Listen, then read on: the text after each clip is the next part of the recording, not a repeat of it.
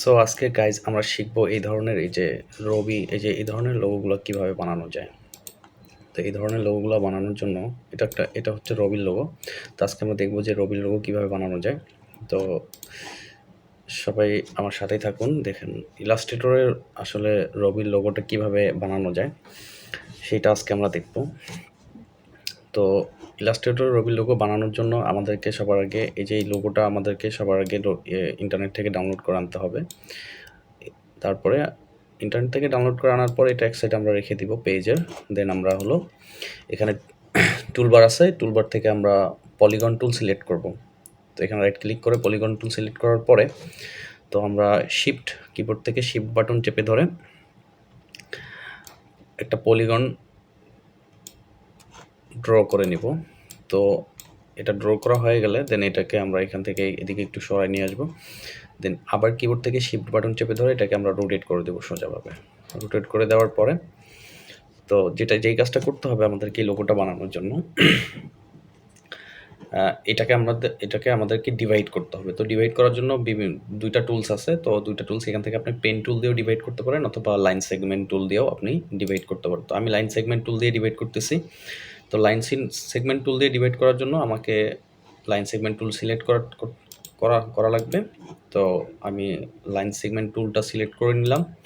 দেন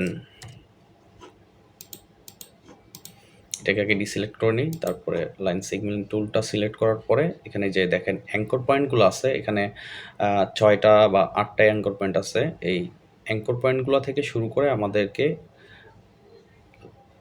এই পলিগনটাকে ডিভাইড করতে হবে। তো আমি এখান থেকে শুরু করে ড্র্যাগ করে এই শেষের অ্যাঙ্কর পয়েন্টটাতে ছেড়ে দিলাম। এইভাবে আমাদের প্রত্যেকটা অ্যাঙ্কর পয়েন্ট থেকে শুরু করে এই শেষের অ্যাঙ্কর পয়েন্টটাকে ছেড়ে দিলাম। এরপরে এখান থেকে এখানে এই হলো আমাদের ডিভাইড করা শেষ। দেন আমরা এটাকে পুরোটা সিলেক্ট করব। সিলেক্ট করার পর দেখেন এই যে আমার পলিগন টুলটা ডিভাইড হয়ে গেছে। এখন এই ডিভাইড করার পরে এই জিনিসটাকে আমরা এই যে লোগোটা আছে রবির, সেই লোগোটাতে রূপান্তর করব। তো আবার আমি সিলেক্ট করছি। সিলেক্ট করার পর কিবোর্ড থেকে শিফট এম দিলে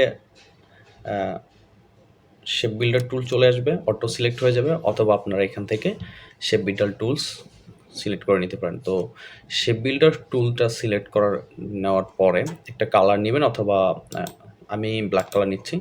তো ব্ল্যাক কালার নেওয়ার পরে আমি সবগুলাতে এরকম ব্ল্যাক কালার দিয়ে দিচ্ছি।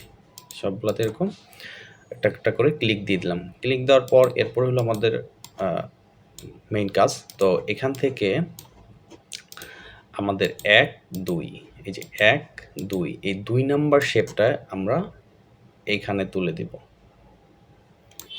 দিলে আমাদের কাজ শেষ। এরপরে আমরা প্রত্যেকটা শেপ সিলেক্ট করে কিবোর্ড থেকে আই প্রেস করে আইড্রপার টুল দিয়ে আমরা এই কালারগুলো সিলেক্ট করে দেব। রাইট, দেখেন তো প্রত্যেকটা শেপ আমরা সিলেক্ট করে আইড্রপার টুল দিয়ে কালারগুলো দিয়ে দেব। তাহলে আমাদের লোগোটা মেক হয়ে যাইতেছে। এবার এটা সিলেক্ট করে এই কালারটা দিয়ে দেবো আইড্রপার টুল দিয়ে। এই যে সহজেই আমরা এই ধরনের লোগোগুলো একটা তৈরি করে ফেলতে পারলাম। তাহলে এই ধরনের লোগোগুলো এইভাবেই তৈরি করা হয় বেসিক্যালি। তো আজকে আমরা দেখলাম রবির লোগোটা কিভাবে তৈরি করা হয়েছিল। তো আপনারা বাসায় এরকম প্র্যাকটিস করতে পারেন। আর এরকম আরও নতুন নতুন ভিডিও আমার প্রোফাইলে আসবে। আপনারা সবাই শিখতে চাইলে আমার প্রোফাইলটাকে ফলো করে রাখবেন। ধন্যবাদ।